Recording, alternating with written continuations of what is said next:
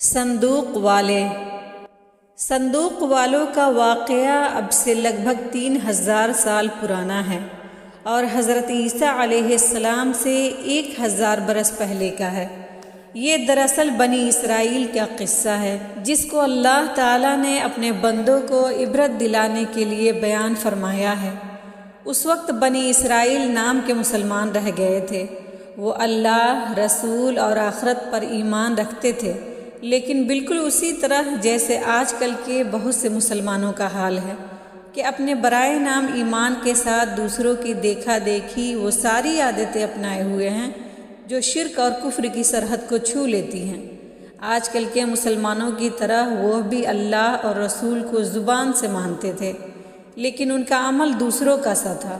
وہ اللہ کو حاکم کل مانتے اور رسول کو اللہ کے حکموں پر چلنے والا جانتے تھے، لیکن یہ چاہتے تھے کہ جس طرح دوسری قوموں میں بادشاہ ہوا کرتے ہیں اسی طرح ان میں بھی کوئی بادشاہ ہو، اور وہ رسول کے فیصلوں کے برخلاف اس بادشاہ کے فیصلوں پر عمل کرے۔ غلامانہ ذہنیت ان پر مسلط ہو چکی تھی۔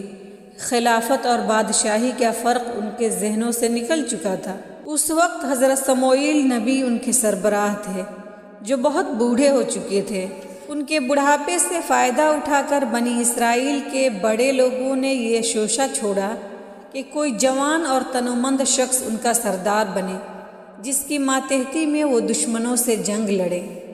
جو لوگ اسلامی تاریخ سے واقف ہیں وہ جانتے ہیں کہ خلافت کو بادشاہی میں تبدیل کرنے کا خیال سب سے پہلے دنیا پرست جتھا دار بڑے لوگوں کو ہی آیا، اور بالآخر انہوں نے اسلامی حکومت کو بادشاہی میں تبدیل کر دیا۔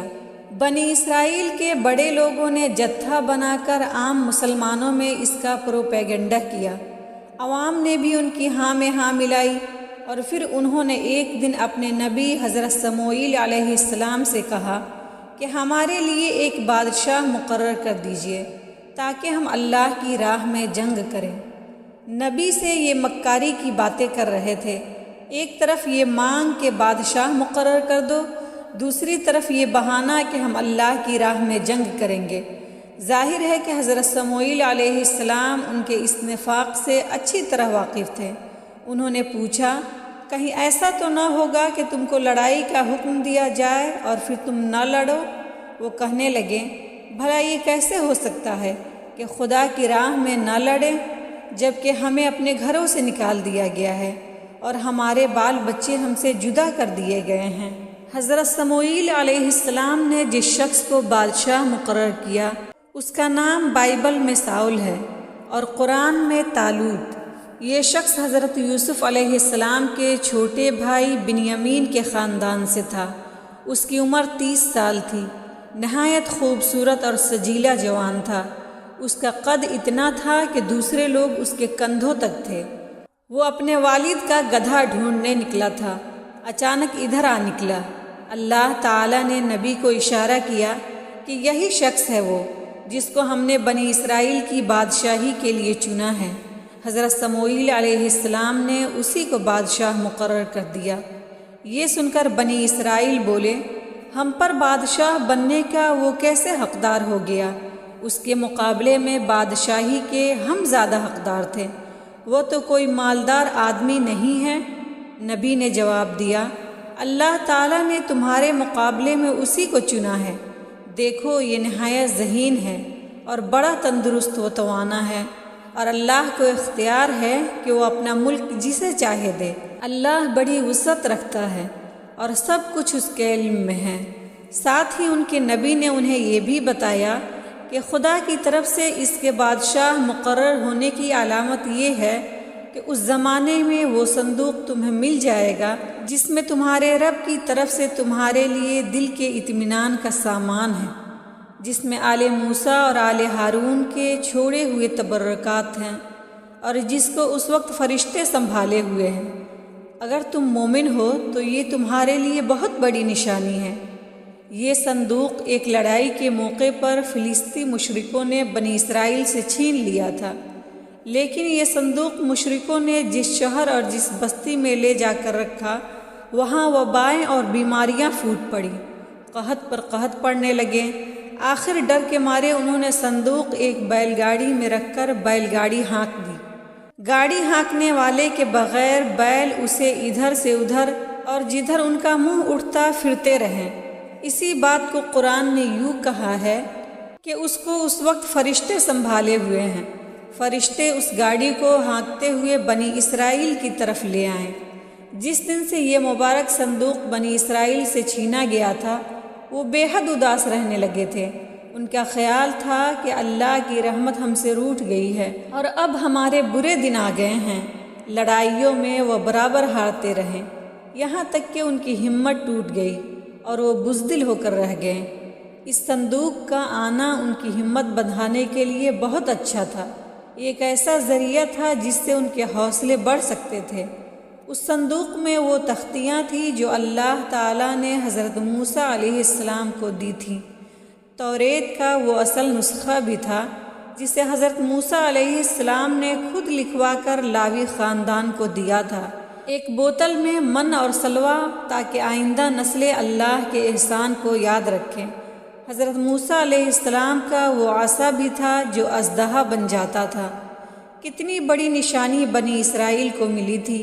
ان کا ایمان مضبوط ہو جانا چاہیے تھا، مگر غریب خاندان کے شخص کا بادشاہ ہونا انہیں کھلتا رہا۔ یہ وہی بات ہے جو آج دیکھنے میں آتی ہے۔ ایک غریب کیسا ہی نیک اور ذہین ہو، بڑے لوگ اسے ہرگز خاطر میں نہیں لاتے۔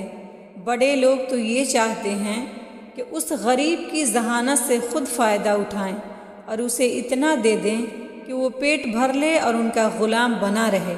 بنی اسرائیل نے دل نہ چاہتے ہوئے نبی کے حکم سے طالوت کو اپنا بادشاہ تو تسلیم کر لیا، مگر ان میں سے زیادہ تر لوگ طالوت کے حکموں کو ماننے کے لیے تیار نہ تھے۔ چنانچہ آگے قرآن میں یوں ہے، جب طالوت لشکر لے کر چلا تو اس نے کہا، آگے دریا پر اللہ کی طرف سے تمہاری جانچ ہونے والی ہے۔ جو اس کا پانی پیے گا وہ میرا ساتھی نہیں، میرا ساتھی وہ ہے جو اس سے پیاس نہ بجھائے۔ ہاں ایک آدھ چلو پی لے تو پی لے۔ لیکن جب لشکر دریا پر پہنچا تو کچھ لوگوں کے علاوہ سب نے خوب چھک کر پانی پیا۔ پھر جب طالوت اور اس کے ساتھی مسلمان دریا پار کر کے آگے بڑھیں تو جنہوں نے چھک کر پانی پیا تھا، طالوت سے کہہ دیا کہ آج ہم میں جالوت اور اس کے لشکروں کا مقابلہ کرنے کی طاقت نہیں ہے۔ لیکن جو لوگ یہ سمجھتے تھے کہ انہیں ایک دن اللہ سے ملنا ہے، انہوں نے کہا، بارہا ایسا ہوا ہے کہ کم تعداد کے لوگ اللہ کے حکم سے زیادہ تعداد والوں پر غالب رہے ہیں۔ اللہ صبر کرنے والوں کا ساتھی ہے۔ پھر جب وہ جالوت اور اس کے لشکروں کے مقابلے پر نکلے تو انہوں نے دعا کی، اے ہمارے رب، ہمیں صبر عطا فرما، ہمارے قدم جما دے اور کافروں پر ہمیں فتح نصیب کر۔ یہ دعا کرنے والے وہ تھے جنہوں نے اپنے بادشاہ طالوت کے حکم سے دریا کا پانی ایک آدھ چلو ہی پیا تھا۔ ان میں سے ایک نوجوان داؤد نے بڑھ کر جالوت کو قتل کر ڈالا، اور پھر انہی کے حکم سے لوگوں نے ایسے جوش کے ساتھ جنگ کی کہ سب کو مار بھگایا۔ طالوت داؤد سے بہت خوش ہوا، اس نے اپنی بیٹی داؤد کو بیاہ دی۔ یہی نوجوان آگے چل کر بنی اسرائیل کا بادشاہ ہوا اور اللہ نے اسے اپنا نبی بنایا۔ حضرت داؤد علیہ السلام یہی تھے۔ اللہ تعالیٰ نے ان کو حضرت سلیمان علیہ السلام جیسا بیٹا عطا فرمایا۔ حضرت سلیمان علیہ السلام بھی اللہ کے نبی ہوئے اور بنی اسرائیل کے بادشاہ۔ اللہ نے داؤد علیہ السلام کو سلطنت سے نوازا اور حکمت سے نوازا، اور جن جن چیزوں کا چاہا ان کو علم دیا۔